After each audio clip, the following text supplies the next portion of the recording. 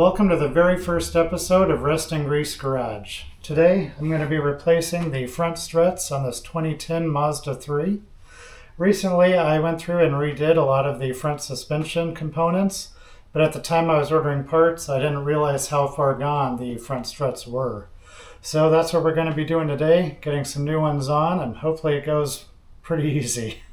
Let's get into it.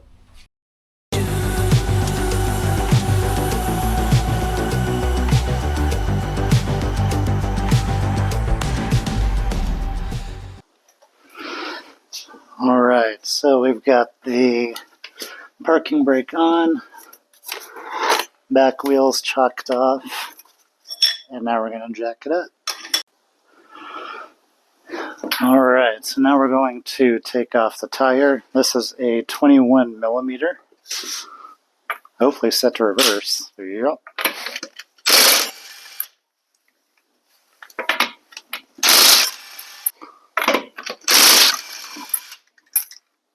Bada bing.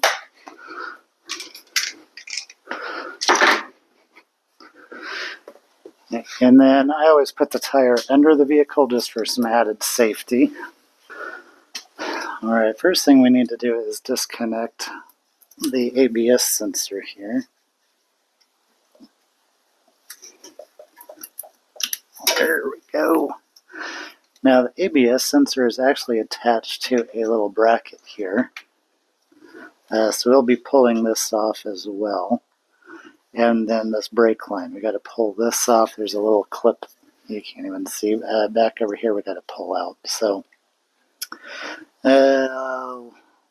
let's go on ahead. Let's disconnect this clip here. Let me see. A little slot in the top. Get a screwdriver in there.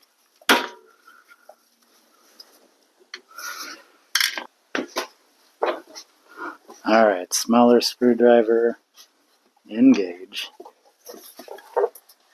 There she goes. Now I'll just use a pair of pliers to finish. Maybe. Come on now. Oh, where'd the little one go?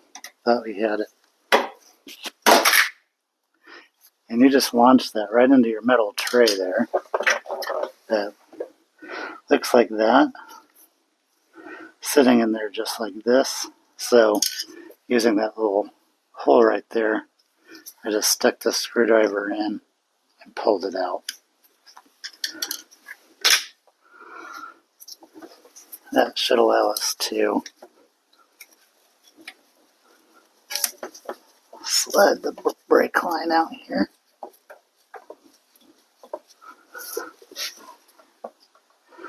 And by should, I mean maybe. There we go. And now, to get this one freed up, I believe on the original it's 14. This one that I got, this is a 15. So I'm going to use the 15 here.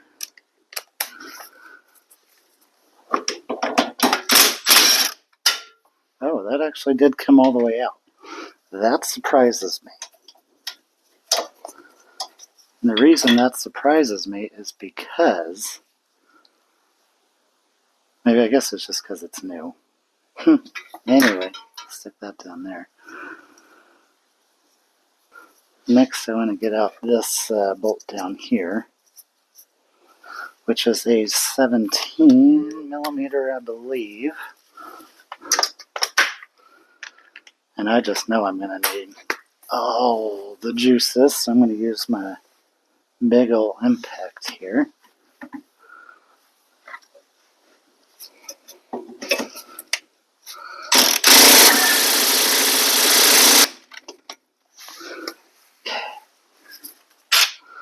I'm going to stop for a second because it's very rusty in there. I'm just going to give it a little spray.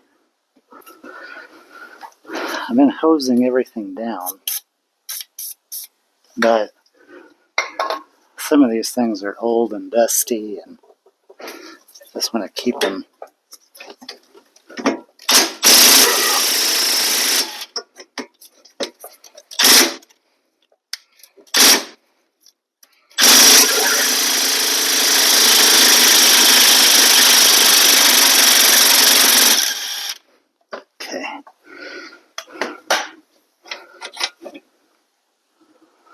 Alright, so she's out. Yeah, 17, there's the old, they're rusty, and really do yourself a solid and just spray a lot of this down with penetrating oil. Trust me on that. Now, there is a chance that we may have to disconnect the CV axle. I'll just kind of see, I'll keep an eye back here. I know you can't see it that well, but I'll keep an eye on the boot back there. Just see how much we're bending and moving things, kind of where we're at. But anywho, so now right down here on the plate, the knuckle down here, we're going to be banging this with the hammer in a downwards direction. So that's why I want to keep an eye on the CV axle boot back there. I want to make sure we're not pulling those bearings out too much, because if we are, that can cause a bigger problem. So we'll keep an eye on that. If we need to, we'll just take out the nut here and pull the CV axle back a little bit, shoot it back, and then that'll give us, everything we need. So in this case, hold on to your hammers.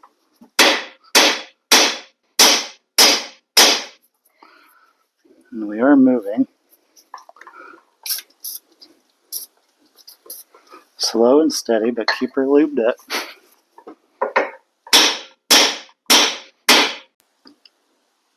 Alright, so now with that the lower portion disconnected, now we want to tackle here on the top. And you're going to notice there's, well, 4. I guess if you took that off, there's 4 bolts. Never ever touch this one. Never ever touch the center. All we're going to do are these 3 on the outside. This one is the spring tension. That can be very dangerous if you take that one off. That's why it comes with a little cover on it, just to help prevent you from trying to take this off. But these 3 are the ones we're after. Grab a socket here. I bet they're 14s. Cheer up. But I bet they're going to be tighter than all get out. So I'm going to do 14s on a breaker bar. But will that fit back there? Oh, Lord, maybe not. Okay. Loose, loose, and then, oh, she's loose. Okay.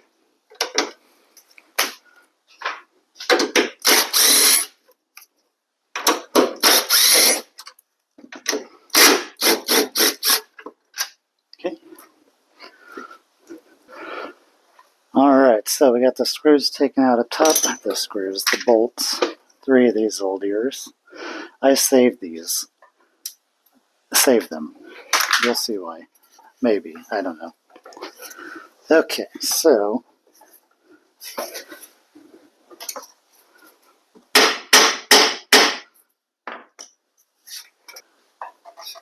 yeah, see, I don't like the looks of that at all.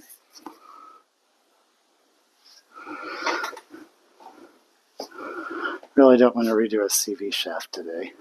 I'll make it a small pry bar here.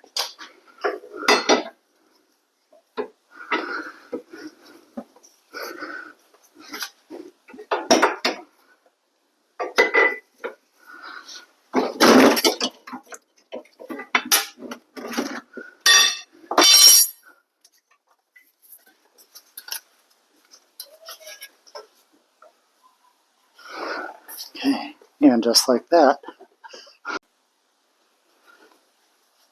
Alright, so we're up here on the workbench. Don't mind the mess, or my Diet Coke, or anything else you see. But I have the old strut, and I have the new strut assembly. And one of the things you want to do is make sure that these are somewhat aligned. So I have them rotated. The whole assembly is rotated so that they are in the same position. And now I can make sure that this plate is in the position we want it in, because this can rotate. And we want to get it into as close a position to this as possible. So I'm just going to take a moment here, kind of eyeball it, and to be honest, it looks pretty freaking spot on. So I'm really probably not going to test it out. But here's one of the things that I just mentioned, and that is these bolts. These bolts that come with it. These are the old bolts. This is the new one. If you look at it, this is a fixed kind of, what is that, a washer style head? I don't know what that's called. This one is a head with a washer on it, all pre-attached. And it's a little hard to tell, but has slightly longer threads. Can you see that? I don't know. It's ever so slightly longer. Frankly, I would much rather use this, the old OEM style, inside of the old mount, rather than trusting these new ones. Am I going to throw these away? Hell no, I'm cheap. I'm saving these. But I'm going to pull out these new ones, get those taken out, and then we're going to head back over to the car and start getting it installed. Alright, essentially what I'm doing is I'm just kind of holding the strut in position while doing the old reach around here to get the new, well, not the new bolts, the old bolts in.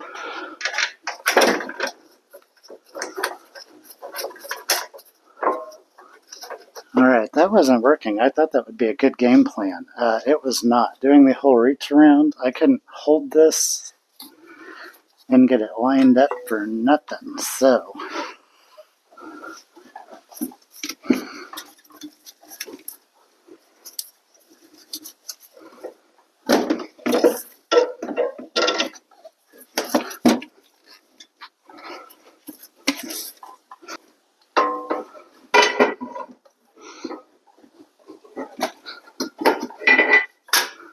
Okay. Oh, careful where you go whacking shit.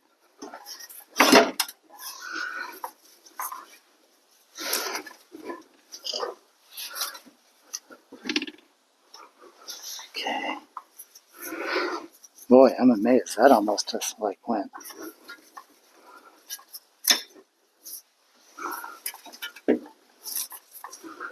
That almost just went straight in. I just tapped and went, there we go. Okay. I am going to have to figure out, I've got to reconnect that, but that's okay. Alrighty, moving on. Let's go ahead and see if we can get these bolts attached now.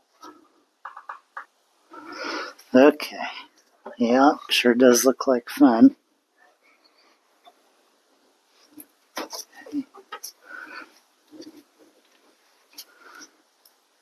Alright, got one in, actually. I can tell that I'm going to have to do some manipulating here to get this lined up and all the way in.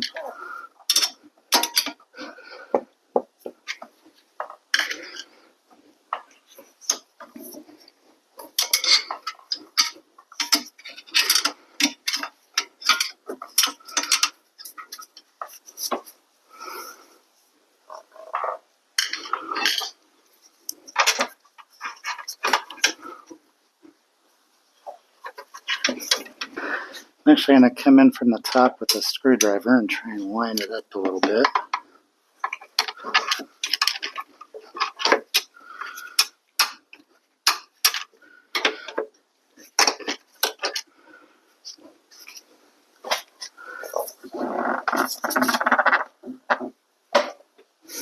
Nope, we're still off, so I think what we have to do, if I'm being honest,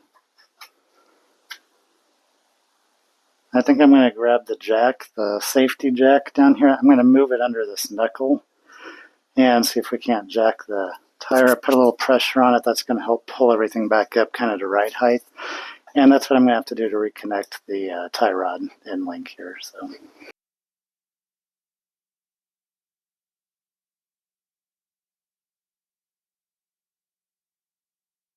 All right, this was almost scary. It just wasn't the tab. There's a groove in the back. I didn't really show you. There's a groove in the back of the knuckle, and that tab on the back of this because strut tower, if you will, that tab needs to slide into that groove on the knuckle, and it was kind of bound a bit, and I've got it jacked up, so I've got all that tension on here. I just tapped that with my hammer to align it, and this thing just snapped right into place. It's all aligned now. Just know that that'll make a jump. So now what we want to do is take our bolt, and we're going to run that through here. And kind of moved you out of the way here because, well, I don't need you in my way either. So I'm sorry you can't really see it, but let me move you a little bit here. Help a brother out. Or sister, whoever's watching. So anyway, let me grab the 17 here, and we'll tighten that bolt up.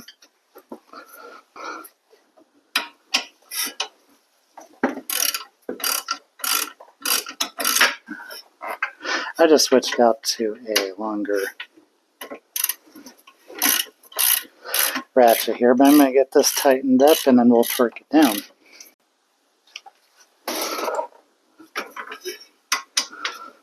Okay, now we're going to torque this down to 50 foot-pounds.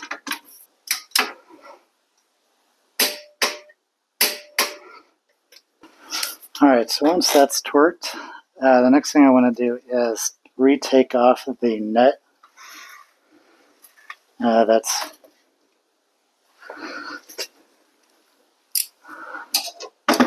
on this tie rod end here,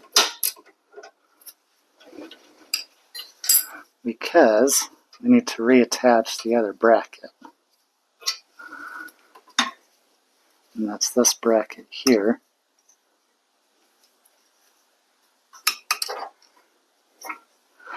It goes in basically just like so. It's got two little wings. It slides right in. It's kind of cut out to fit the shape of the strut tower there. So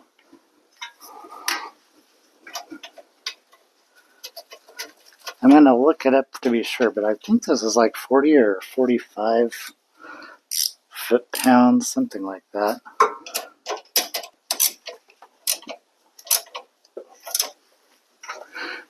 Don't forget to plug in your broken clip. No, it's not. Oh, yeah, this back end's broken off. Yeah, what can you do?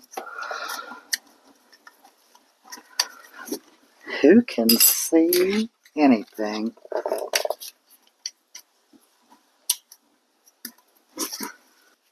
Let me look up the torque real quick on that bolt and get it torqued down. Alright, she's going to kind of fight me, but I'm going to torque this down to 35 foot-pounds.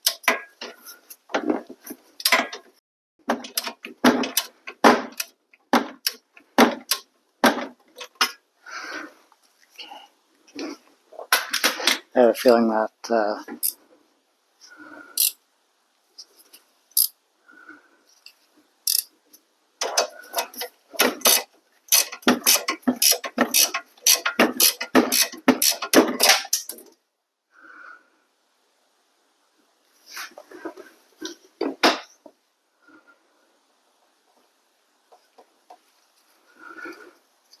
I'm going to need a new one of those.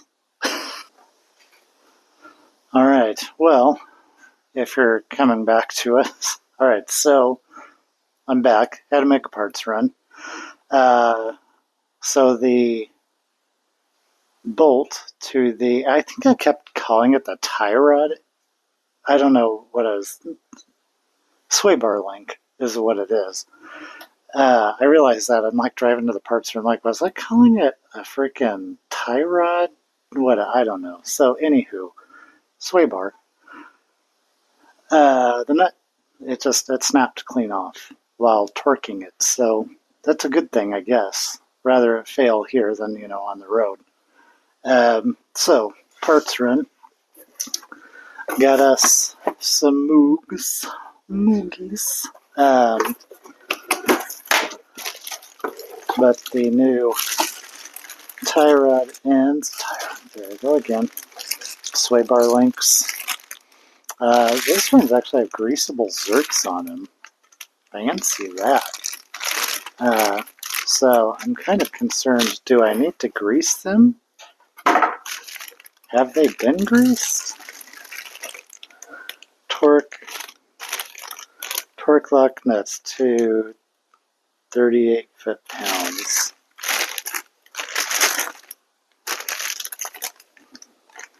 Okay. Torque lock nuts to 38 foot-pounds, but it doesn't say if they've been greased or not. So we may have to grease these, I don't know.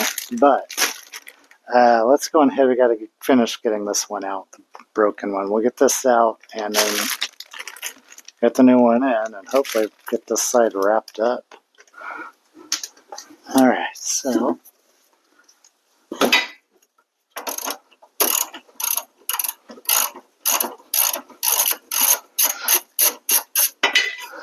alright, get this bottom one out. Okay, and then I want to retake off the ABS sensor because I don't want that to drop anywhere.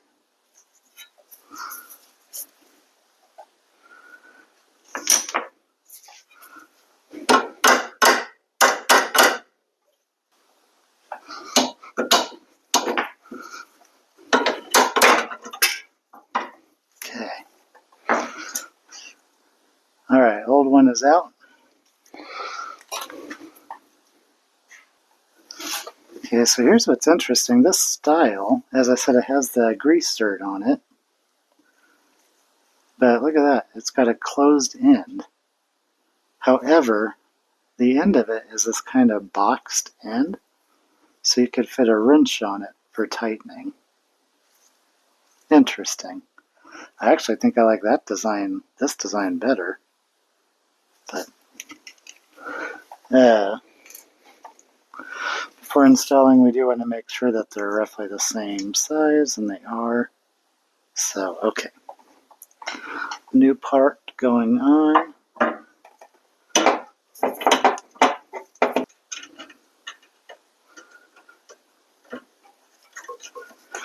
Okay, so what you need is a 19-inch wrench. That's going to go in that flat part on the back so that you can tighten it.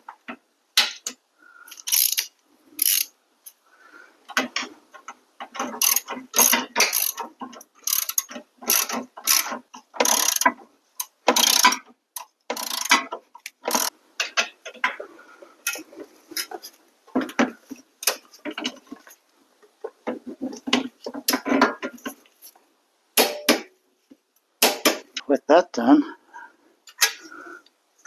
now I think we can plug in the ABS sensor for the 1 millionth time. Alright, I'm hoping you can kind of see this, trying to get as much light in here as I can, but to reinstall the brake line into its bracket, you're actually going to push the hose down below the bracket and then slide it under, and then there's an opening here at the bottom where we're going to basically push this through. If I can keep my hand out of the way, you'll see. So there we go. So you just push it up, and now the bottom is lined up with the bottom of the bracket. Now we need to put in the securing clip. If you remember, it goes in so that, how did that go? And I think it went in like that. No, I'm pretty sure I took it out like that, didn't I? I don't know, we'll find out. Anyway, it goes right into that slot. Once it's in there, you just tap it with the hammer. And basically, I just want to pull and tug and get that in there. And it isn't going anywhere, so that's all set. And I'll lower this down.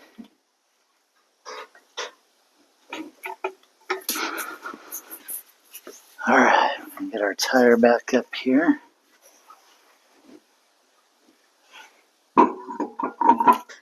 Okay. I want to get all these lug nuts on there. So I'll finish getting these lug nuts on here.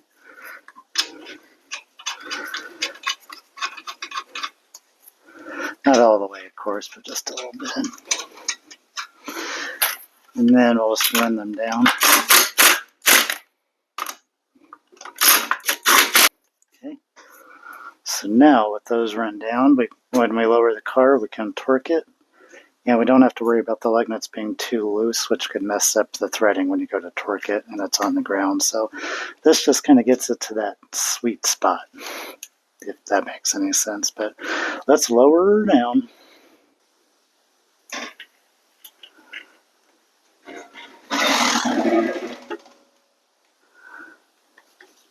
All right, and I'm torquing mine down to 85 foot-pounds.